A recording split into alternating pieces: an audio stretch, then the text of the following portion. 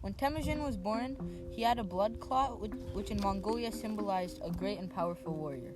9 years later, his dad died due to poisoning.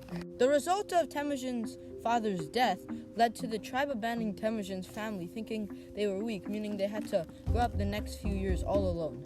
10 years later, he married into another successful tribe. Later, other tribes raided his campsite, which left Temujin all alone again. He begged another tribe to help him defeat the people that killed his wife. He asked his blood brother Jamuka to help him lead the tribe to victory.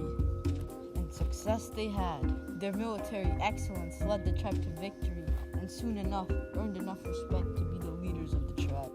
They had two different visions of running the tribe. One wanted to use nobility, and the other wanted to use actual talent to rank military power. They came to an agreement to split the power and tribes in half. Jamuka's tribe went into the mountains, whereas Temujin's tribe went into the plains. Jamuka still didn't like Temujin's power, so he stole Temujin's generals and boiled them alive. They fought in 1204. At the eve of the battle, Temujin ordered every one of his soldiers to set 5 fires at the campsite, so when Jamuka's scouts came, fear would be struck into their hearts. As both armies did advance, Temujin's army released bundles of arrows and cavalry charges to defeat a good portion of Jamuka's army. Jamuka's army was eventually defeated by Temujin's, and Temujin claimed victory. But Jamuka and 2 generals escaped to the north. A year later, the 2 generals betrayed Jamuka and led Jamuka to Temujin. Temujin gave Jamuka one last chance, but Jamuka wanted to have an honorable death and was executed. After Temujin defeated Jamuka, other leaders all across Mongolia had a meeting, and eventually Temujin ended up with the name Genghis Khan, leader of all men, and became the founder of the Mongolian Empire. Genghis Khan didn't stop there. He felt it was his destiny to rule the world. He had high expectations from his family because of his blood clot when he was born. A shaman told him that the gods chose him to be ruler of the world, and the death of Jamuka would be meaningless if he didn't try to conquer the world.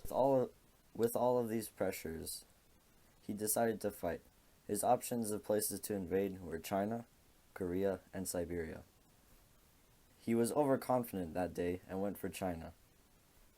China didn't like that there was a new enemy to the west of them, so they sent a letter to intimidate them. The message read, "My empire is from the mountains to the sea. Yours is merely a handful of sand. How can we feel you?" Genghis Khan was offended by this, so he began his conquest on China. He wanted to spark fear among the Chinese government and armies along the way, so he plundered and killed and raped anyone who stood along his way.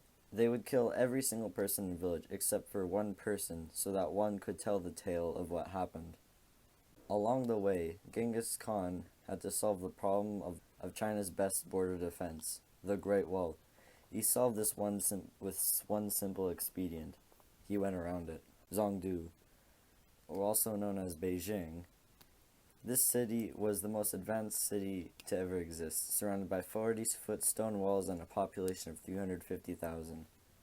He got into this city by capturing Chinese warriors to create catapults and other weapons to attack the city. To get a better understanding, here's an epic battle montage.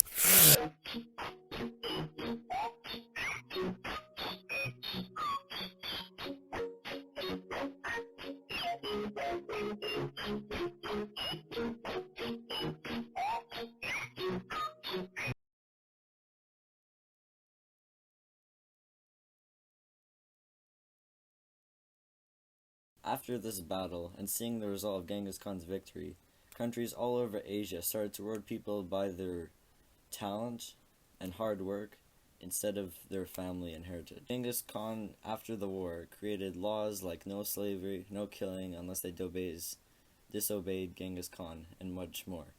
He also made the Silk Road accessible to anyone with a horse and not just merchants.